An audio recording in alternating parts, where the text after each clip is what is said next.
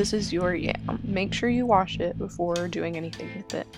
And most of the time, the front part will be a little dirty, so just go ahead and cut it off and you can just get rid of it.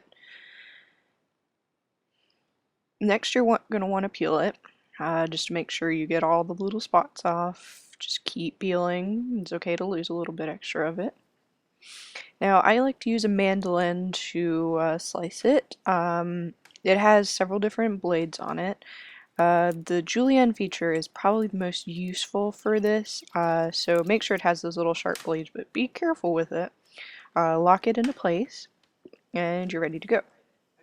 The little blue dot here, make sure you line that up with the little blue dot on the outside here. Not all mandolins have this feature. Mine does. It adjusts for cutting size. And then you just slice. So your end result will be these pieces of julienne yam that are kind of mucinogenic, a little slimy, kind of like how okra is, but that's what I love about it. And it just has a really nice texture, a little crunchy, a little slimy. And to top it off, I'm going to take some seaweed, just some shredded seaweed that you can get at any Asian market. And I'm just going to put a little on top. Just take it, sprinkle it. This adds a nice garnish contrast. And make sure you use a kind of nice colored plate for this, because if you use, a white plate, then your yam's going to get lost. And then to top it off, I like to add a little bit of soy sauce. You can use regular low sodium, tamari, whatever you want. All honestly taste the same. I like to use regular. And I just add a little bit in there, not too much. You don't want to drown it. Just enough to kind of coat it evenly and mix it up. And you got yourself a nice snack. So now I'm going to make some soba, which are Japanese buckwheat noodles. They go very well with the yam.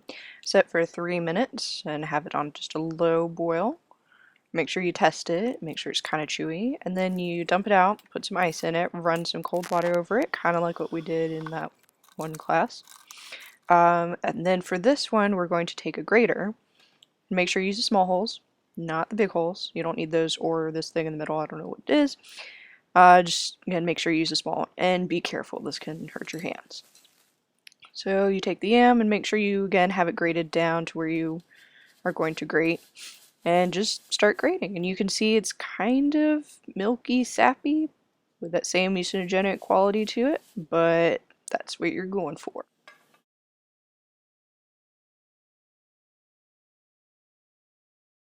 So when you're finished grating, make sure you just get all the bits off the front. Make sure you're being careful not to hurt yourself.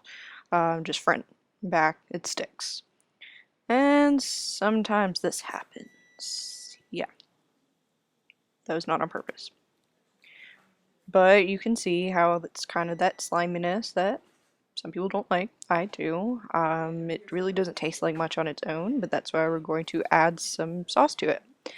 This is tsuyu, and tsuyu can be used for making soup. It's basically sweet soy sauce mix.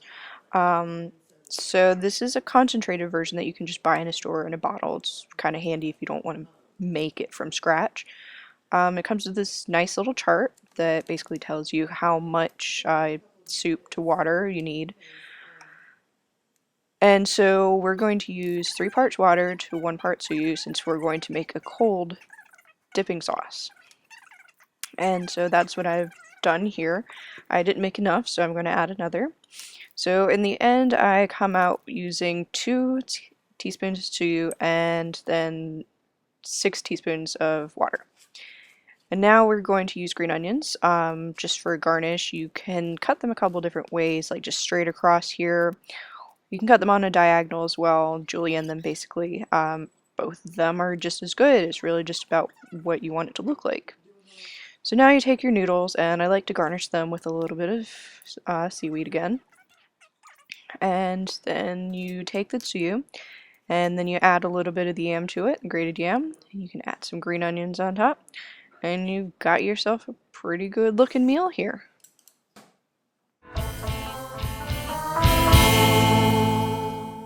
had not planned on eating this tonight, but it's one of my favorite things, so I'm gonna dig in, and it's delicious.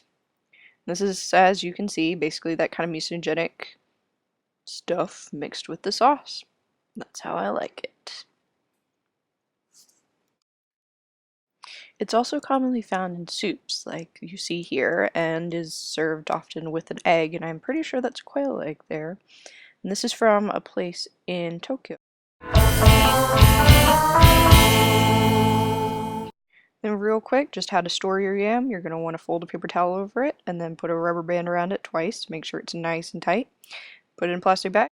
Then you can put it in the fridge and it keeps a pretty long time as long as you keep that outside protected.